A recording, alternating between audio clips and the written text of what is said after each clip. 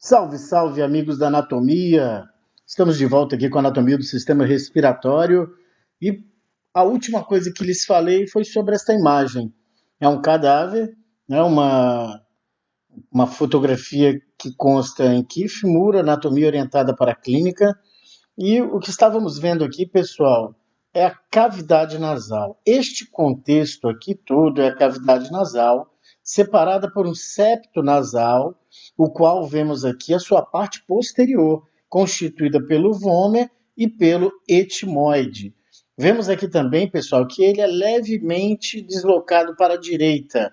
Agora imaginem os que são mais gravemente deslocados. Eles acabam por obstruir uma parte importante da via de passagem de ar. Então, precisam ser restituídos por meio cirúrgico. Você vê aqui concha nasal, né, as conchas nasais, né, que são estruturas na cavidade nasal que servem aí, em última análise, para aquecer e para umidificar o ar que inspiramos, né? E a forma como esse ar se destina aos pulmões. Essas conchas nasais costumam hipertrofiar naqueles que precisam, naqueles que sofrem, né, com as rinites. Aí aqui a gente consegue ver cavidades ao redor da cavidade nasal que em conjunto formam os seios paranasais. Especificamente no osso etimoide, nós chamamos de células etimoidais e não seios etimoidais. Aí eu prometi que viríamos para cá, né? Essa é uma ilustração do professor Frank Netter, um corte da cabeça no plano mediano. O que vemos aqui, pessoal? Uma cavidade nasal, está aqui, revestida por mucosa, né, um tecido especializado. Notem que o professor Frank Netter deixou o aspecto de brilhante, de lisinho. Por quê? A mucosa tem a propriedade de ser muito vascularizada, né, e úmida. E isso é ótimo para o ar que inspiramos, tendo em vista que aqui, na entradinha da cavidade nasal, ainda no nariz externo, essa saliênciazinha que você pode tocar, chamada de vestíbulo do nariz, tem aqui uma quantidade interessante de vibrícias, que são esses pelinhos úmidos e grossos. Elas captam as micropartículas de poeira e têm aí a função, então, de filtrar o ar que você inspira. O ar adentra a cavidade nasal, passa por aqui, por esses meandros, né, das conchas nasais, denominadas meatos, né, meato nasal superior, meato nasal médio, meato nasal inferior, que são essas reentrânciazinhas, essas fendas, o ar passa por elas, então é adequadamente umidificado e aquecido, indo então para as demais partes do sistema respiratório e então chegar num ar adequado, em condições adequadas nos pulmões para que haja troca gasosa. Aqui ainda destacamos, pessoal, os limites, né, da cavidade nasal. Anteriormente, a cavidade nasal limita-se com o meio externo por meio das narinas, localizados na base do nariz. Posteriormente, a cavidade nasal se limita por aberturas. Por que aberturas? Porque lembrem-se, aqui está sem o septo nasal. Com o septo nasal acabam sendo duas aberturas, que chamamos de conos. C-O, acento agudo no O, A-N de navio, O-S. Conos. Abertura aqui posterior, que comunica a cavidade nasal com a parte nasal da faringe.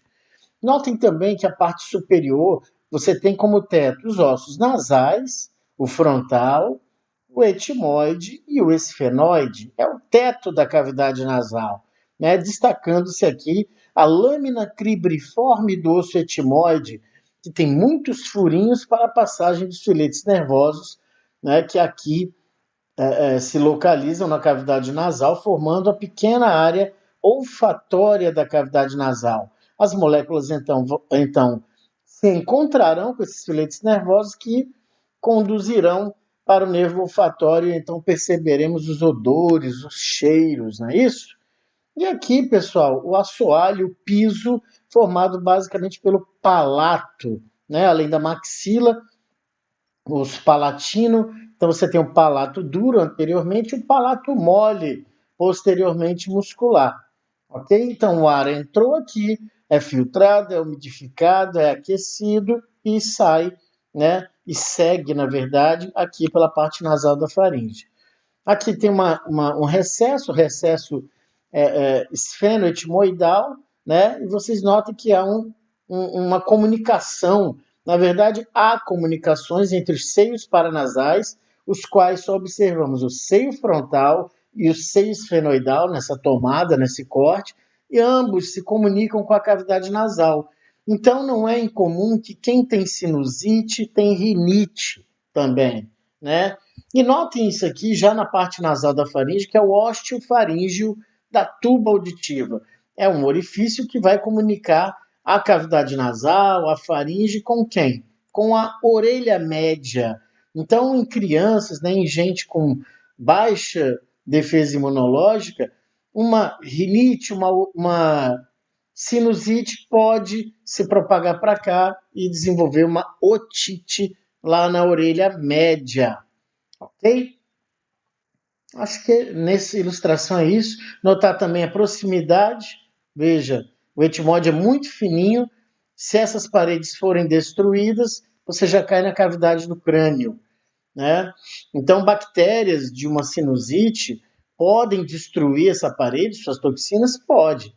Né? Basta que tenham resistência ao antibiótico ou que você não tenha tomado o antibiótico de forma correta, que tenha desobedecido a posologia médica, a receita médica, e não tenha tomado os dias a que foram atribuídos para que você tomasse o medicamento. Aí um exame com espéculo, dá para ver aqui, essa cavidade nasal está comprometida, né? Olha o desvio do septo nasal, se pronunciando aqui para o interior da cavidade nasal, e conchas nasais aumentadas de volume, hipertrofiadas. Isso então diminui a área de passagem de ar. O indivíduo terá problemas para inspirar. Isso é péssimo, pessoal, sob o ponto de vista de quê? Se eu inspiro uma menor quantidade de ar, obviamente eu posso estar oxigenando menos a minha corrente sanguínea. Isso não é bom para os meus tecidos e eu lembro imediatamente do meu cérebro, que é um guloso de oxigênio. Então, isso aqui tem que ser corrigido, ok? Bom, pessoal, isso aqui é ilustrativo, né, para vocês verem a grande quantidade de vasos sanguíneos na cavidade nasal. É uma área muito vascularizada aí, com as artérias etimoidais, posteriores e anteriores, a esfenopalatina, né, a palatina maior, enfim, fazendo aqui, né, para aqueles que vão aprofundar mais o estudo, uma área chamada área de Kisselbeck, que é uma área de anastomose dessas pequenas artérias, e para a galera da medicina, né, por exemplo, é importante naqueles que vão fazer uma cirurgia aí de septo ou de nariz, e também para a turma da odontologia, que é muito importante, pois vem aqui, ó, a artéria palatina maior tem uma relação muito grande com isso tudo. Ok? Agora, a área de inervação, olha onde fica repouso bulbo olfatório, né? Então, vários filetes nervosos convergem para cá e do bulbo olfatório vai formar o trato olfatório e o nervo olfatório e chegarão então as percepções, perdão, as informações de cheiro, de odor. Porque, na verdade, percepção é quando se percebe, é quando a informação se tornou consciente, ou seja, chegou ao cérebro. Então, a área, né, de olfação é uma área até pequena, se pudermos comparar, por exemplo, com os cachorros, ok? Aí, pessoal, é uma ilustraçãozinha do septo nasal e os ossos que ali compõem essa estrutura do crânio relacionada ao nariz, né? Seja o nariz externo, a cavidade nasal, os seios paranasais. Então, o septo nasal, anteriormente, ele é cartilagíneo, posteriormente, ele é constituído de ossos, sejam a lâmina perpendicular do osso etmóide, olha aqui, ó, os sulquinhos, marcas dos filetes nervosos, né? E aqui o vômer, também ainda com a crista palatina, né? E a crista maxilar e a palatina. Então temos aí o contexto do septo nasal e os ossos, né? Nasal, frontal, etimoide, esfenoide, occipital, palatinos, vômer e maxila. Por que é importante você saber isso aqui? Principalmente devido a tumores, né? A turma que vai fazer cirurgia aí, e traumatismos. O que um traumatismo de base de crânio pode ocasionar? O que um traumatismo frontal, né, uma pancada de frente no seu crânio, com esmagamento de ossos, pode ocasionar? Tudo isso é importante, porque olha essa área aqui, ó, chama-se célula turca do osso esfenoide. Quem esse cara abriga? Vamos ver? Olha aqui quem ele abriga. Glândula hipófise. O que um tumor, né, de paracelar, que a gente chama um tumor aqui ao redor, pode ocasionar na glândula hipófise? Né? Então, são questionamentos interessantes que provêm da origem anatômica. Seios paranasais. Pessoal, o frontal, as maxilas, o esfenoide e o etimoide, eles em sua estrutura apresentam cavidades. Essas cavidades são revestidas por mucosa, aquela mesma que reveste a cavidade nasal, e essas cavidades contêm o quê? Ar. Não pode ter outra coisa, tem que ter ar, né? Até para equilibrar as pressões intra e extracraniana, a pressão atmosférica com a pressão dentro do crânio, tem que ter ar dentro dessas cavidades. Então, esse conjunto de cavidades que se formam ao redor ali da cavidade nasal, em conjunto, são chamados de seios paranasais. E os seios paranasais são seio frontal, seio maxilar, seio esfenoidal e células etimoidais. Então, aqui são os ossos que apresentam as cavidades, e as cavidades em conjunto formam os seios paranasais, né? Então, as células etimoidais, como eu expliquei anteriormente, por quê? Porque as cavidades do osso etimoide são bem pequenininhas, então convencionou-se a chamar de células etimoidais. Então, meus amigos, nas cavidades desses ossos, ou seja, nos seios paranasais, não podem se acumular, por exemplo, secreção, né, pus. Não pode. Por quê? Porque é bem provável que você esteja aí num quadro configurando-se sinusite. É fácil de ver pelo raio-x, né? Você pede um raio-x de seios paranasais, toda a imagem anterior do crânio tem que estar preta. O que isso significa? Que as cavidades estão preenchidas por ar.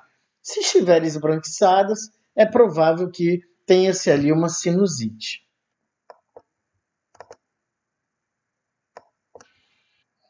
Então, essa é uma visão muito bacana, uma secção no plano frontal, tirou a parte anterior, nós conseguimos aqui ver as células etimoidais e os seios maxilares, que são seios maxilares, os maiores seios paranasais que nós temos.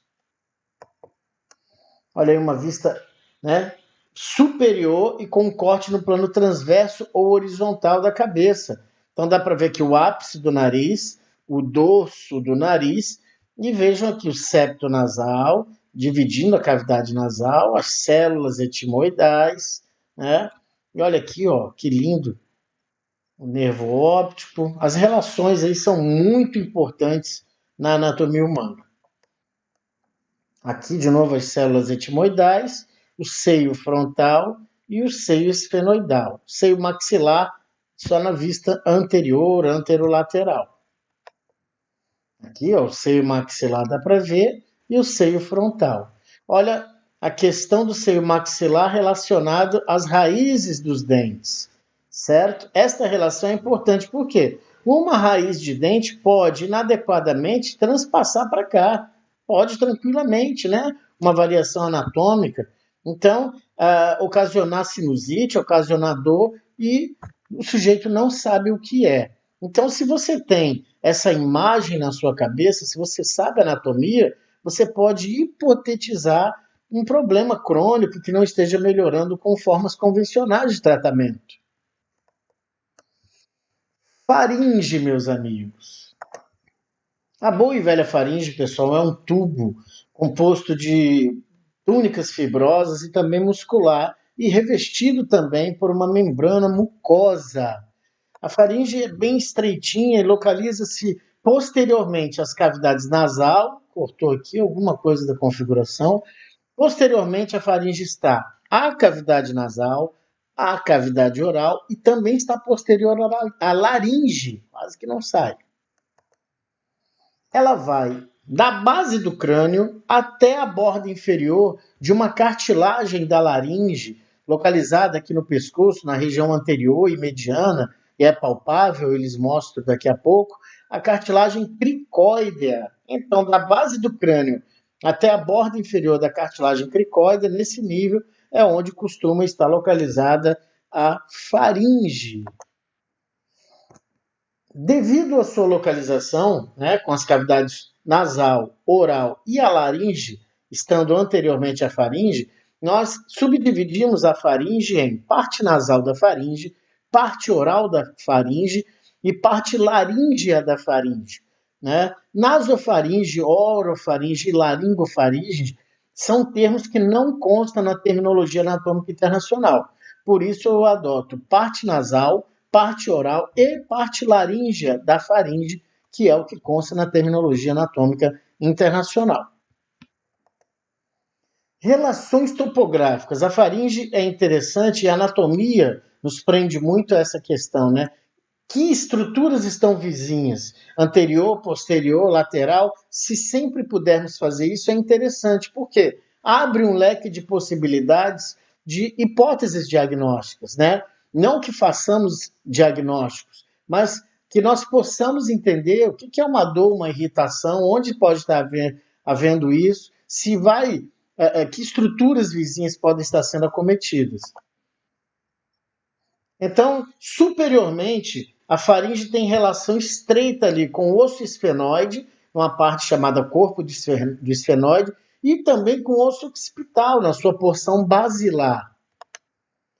Inferiormente, a faringe, na verdade, é continuada pelo esôfago, num canal único, ok? Após a faringe vem o esôfago.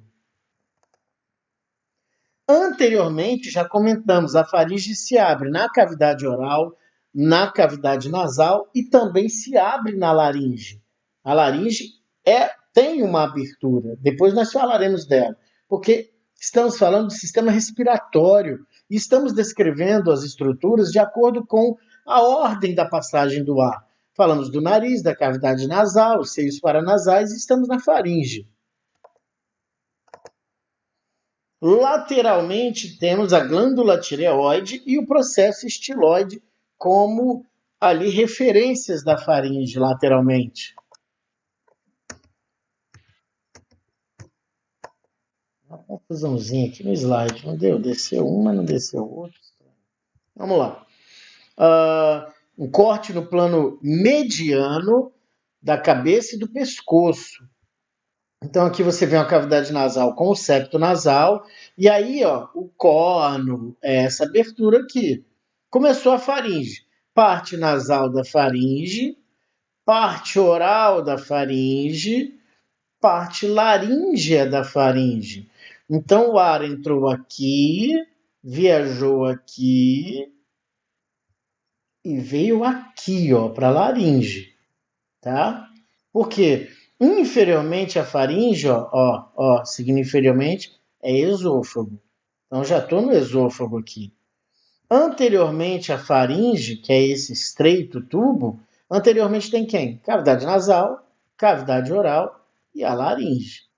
Certo? Superiormente, osso esfenoide, corpo, parte basilar do osso occipital. Você tem aqui também, não podendo esquecer nunca, da tonsila faríngea. E posteriormente, você tem as vértebras cervicais. Né? Essas são aí referências imediatas, digamos assim. Aqui você vai ver a glândula tireoide, né? Seria uma referência lateral, mas essa vista não permite. E a laringe? A laringe conecta a parte inferior da faringe com a traqueia. Né? Então, a laringe está no interposto ali entre a faringe e a traqueia. A laringe é uma peça bonita, principalmente constituída de cartilagens, pequenos músculos, ligamentos. E ela tem uma grande associação com o quê?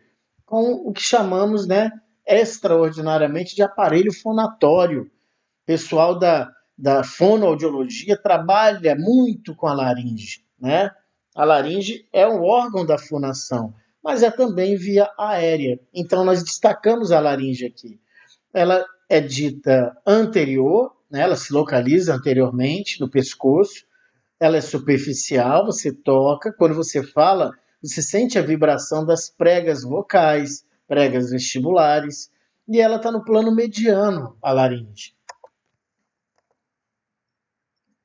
Ela posteriormente relaciona-se com quem? Com a parte laríngea da faringe e também com as vértebras cervicais. Lateralmente, a laringe, mais do que a faringe, está localizada, relacionada ali lateralmente com a glândula tireoide e com o músculo esternocleidomastoideo, que são esses músculos bonitos que se destacam aqui, diagonais no pescoço, um de cada lado da laringe. Olha aí, uma ilustração que visa o quê? Visa mostrar a complexidade estrutural do pescoço, né, pessoal? Tanto funcional quanto estruturalmente. Para dissecação requer aqui um cuidado ainda maior, porque são muitas estruturas nobres, né? Você vê aqui a glândula tireoide bonita, você vê aqui o osso ióide, você vê a maior das cartilagens da laringe, nós vamos comentar sobre ela. Você já vê a traqueia, você vê essas pequenas bolinhas que são linfonodos, você vê a veia jugular interna associando-se, né, com a veia subclávia, que é o ponto aqui onde chega o ducto torácico do lado esquerdo. Né? Veja como é que você vai associando as estruturas anatômicas. Olha o arco da aorta, né? Olha o tronco braquiocefálico com uma artéria carótida comum direita, uma artéria carótida comum esquerda, artéria carótida comum direita com artéria subclávia direita, artéria carótida comum esquerda e artéria subclávia esquerda. Então, vejam a quantidade de referências que nós temos, né, dentro do contexto pescoço. Aí seria uma ilustração, né, ela é do professor Frank Netter, seria uma ilustração de anatomia de superfície. O que é anatomia de superfície? É quando você estuda a anatomia humana através da superfície do corpo vivo. Então, quando nós olhamos para um paciente, nós temos que ver isso aqui. Em que nível está a laringe, a sua cartilagem maior, que o nome é cartilagem tireoidea. Né? Veja que as lâminas da cartilagem tireoide formam essa proeminência, vulgarmente chamada de pomo de Adão, na verdade é a proeminência laríngea da cartilagem tireoide. Você vê aqui a continuidade da laringe por esses anéis, que é a traqueia e a glândula tireoide. Né? Glândula tireoide, cartilagem tireoidea. E o destaque aqui para a carótida comum, que vai dar uma carótida interna e uma externa. Então, isso aqui é interessante. Isso aqui, o que seria, hein? Esse abaulamento aqui, né? São os ápices dos pulmões, pessoal. Então, é interessantíssimo que você saiba também a anatomia através do corpo humano vivo, porque assim o seu exame físico, a sua análise vai ser muito mais apurada. Aí uma ressonância mediana da cabeça e do pescoço, né? As vias respiratórias e o sistema digestório compartilham a parte oral da faringe. Essa que é uma ilustração, uma ressonância aí que tiramos do Keith Moore, Anatomia Orientada para a Clínica. Então a parte oral, veja que ele já fala, ó, a parte oral da faringe, com a terminologia adequada, né? A parte oral da faringe está aqui, ó. É via de passagem de ar, mas é também via de passagem de alimento. Mas aí, Luciano, mistura tudo. Essa coisinha aqui, essa cristazinha cartilagínea, é a epiglote. Quando o alimento passa aqui, pessoal, fecha a epiglote, o alimento fecha a epiglote, e então o alimento destinar-se-á ao esôfago. É estreitinho também. Então, se você sabe anatomia, você sabe olhar esse exame de imagem. Porque, ó, tonsila faríngea, concha nasal, palato mole, palato duro, todas as estruturas aqui eu comentei com vocês. As cartilagens da laringe, pessoal, são 6 tipos, né? Mas nós normalmente destacamos aqui 4, porque as corniculadas e as cuneiformes são bem diminutas, né? Fica mais para uma especialidade, né, de quem vai aí enveredar pela fonoaudiologia ou pela cirurgia otorrinolaringoscópica. Aqui é importante sabermos que nós temos a cartilagem tireoidea, a cartilagem cricóidea, a cartilagem epiglótica, todas ímpares, né? Você só tem uma, e as cartilagens aritenoideas, que são 2 pequenas cartilagens em formato de triângulo ou de pirâmide, ok? As cartilagens, uma curiosidade, né? Tireoide, cricóidea e as aritenoides são constituídas por cartilagem hialina, são muito delicadas. E a cartilagem epiglótica, ela é constituída por cartilagem elástica, tendo em vista a sua função, que é fechar a laringe para que o alimento ou qualquer estrutura sólida não adentre a laringe. Laringe é via de passagem de ar, nada sólido pode ir para ali, porque senão você vai engasgar, né? E se você estiver inconsciente, você vai acabar fazendo o que a gente chama de broncoaspiração, podendo até acarretar uma pneumonia. A cartilagem tireoide, pessoal, o que nós podemos falar dela? Ela é a maior das cartilagens da laringe. Ela é composta por 2 placas que logo se destacam, denominadas lâminas. E essas lâminas, elas convergem no plano mediano, formam uma eminência denominada proeminência laríngea da cartilagem tireoide. Esse é o nome correto. Ah, Luciano, mas é estranho, é grande, eu conheço como pomo de Adão. Lembrem-se, pessoal, vocês são universitários. Vocês precisam aprender a linguagem técnica para poderem adequadamente usar essa linguagem no momento e no ambiente propício. Correto? Proeminência laríngea da cartilagem tireoide. Cartilagem cricóide, ela é interessante porque ela tem um formato de anel, né? Ela é única, está ao nível da 6ª vértebra cervical. Essas frases estão aparecendo uma atrás, está bem desconfigurado isso aqui, interessante. Bom, sua borda inferior, ou seja, a borda inferior da cartilagem cricóide, como falamos atrás, delimita, marca ali o nível em que termina a faringe, né? E começa a laringe, ok? Perdão, termina a faringe e a laringe, que a laringe também termina na borda inferior da cartilagem cricóide, tá? As cartilagens aritenoides, pessoal, elas são pares, como eles disse, articulam-se com a borda superior, e aí pode adicionar com a borda superior e posterior da cartilagem cricóide, ok?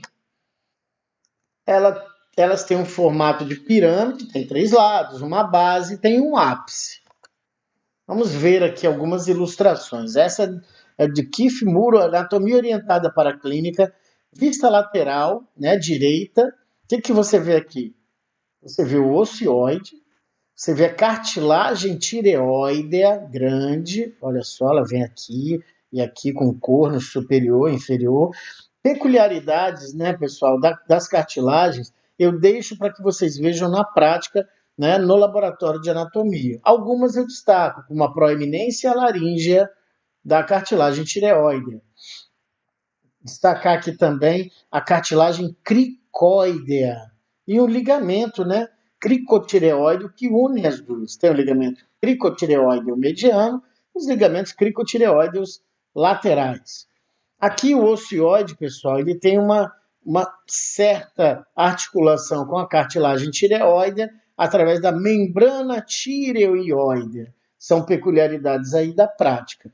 Não podemos deixar de saber que, após a cartilagem cricóidea, você tem a traqueia e há um ligamento chamado ligamento cricotraqueal, né, fazendo a associação da cartilagem cricóidea com a traqueia.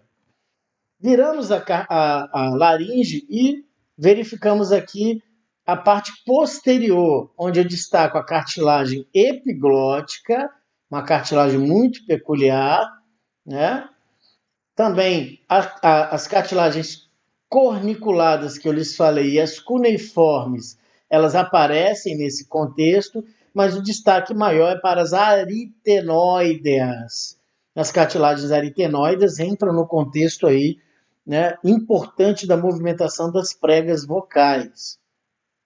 Depois a cartilagem cricóidea, lembra que eu lhes falei? A cartilagem aritenoidea, elas se articulam com a borda posterior e superior da cartilagem cricóidea, formando aqui a articulação cricoaritenoidea, né? Cápsula articular, e aqui a continuidade na traqueia.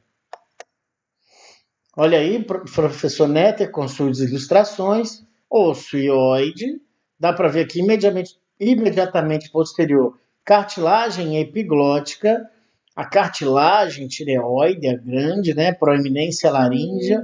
Por sombra nós conseguimos ver as cartilagens aritenoides, né, articuladas aqui, ó, na borda posterior e superior da cartilagem cricóidea, e aqui a cartilagem cricóidea com o ligamento cricotraqueal. Né? Os ligamentos cricotireoideus, né? Mediano e laterais. A vista posterior, de novo a cartilagem epiglótica, as cartilagens aritenoides, todo o contexto posterior. Aqui quem são? Cartilagens corniculadas, cartilagens aritenoides e a cartilagem cricóidea, sendo esta a região anterior. Então, quando se fala na borda inferior da cartilagem cricóidea, marca o término da laringe e da faringe. Vista lateral, né? Mais uma vez, mesmo desenho do Netter, do muro praticamente, esse é do Netter, cartilagem epiglótica, sua porção mais superior, o osso hioide, cartilagem tireoidea, cartilagem cricóidea e anéis já na traqueia. Aqui com um corte, vocês veem já alguns ligamentos, não vou me prender esses detalhes, mas são todos ligamentos necessários para o quê? Para o processo da fala, principalmente, né? E para o processo de não se deixar que elementos sólidos adentrem a cartilagem, as cartilagens da laringe, né? Nem sólido, nem líquido. Vamos parar por aqui, pessoal. Depois continuarei com a traqueia. O assunto é vasto, está dando 33 minutos, senão vocês não suportam. Um forte abraço. Quaisquer dúvidas, vão me passando, hein?